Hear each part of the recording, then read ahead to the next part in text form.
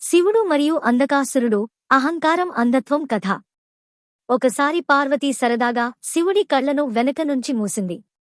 ఆ క్షణంలో సమస్త సృష్టి చీకటిలో మునిగిపోయింది.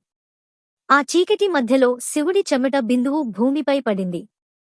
ఆ బిందువులో నుంచి అంధకాసురుడు జన్మించాడు. పుట్టుకతోనే గుడ్డివాడు, కాని చాలా శక్తివంతుడు.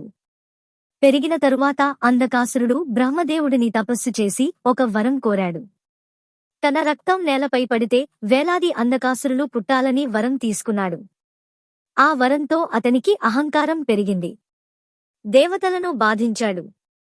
చివరకు కైలాసానికి వచ్చి పార్వతిని చూసి ఆమెను తన భార్యగా కావాలని కోరాడు. ఇది చూసిన శివుడు కోపంతో యుద్ధం ప్రారంభించాడు.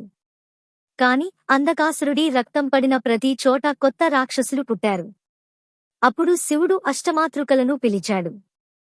వారు రక్తం నేలపై పడకుండా తాగేశారు. అంధకాసురుడు బలహీనపడ్డాడు. చివరకు శివుడు అతడిని త్రిశూలంపై ఎత్తాడు. అప్పుడు అంధకాసురుడు తన తప్పు గ్రహించాడు. స్వామీ, నన్ను క్షమించండి అని ప్రార్థించాడు. శివుడు అతని పశ్చాత్తాపాన్ని చూసి క్షమించి తన గణాలలో చోటు ఇచ్చాడు. ఈ కథ మనకు చెబుతుంది, అహంకారం మనిషిని అంధుడిని చేస్తుంది.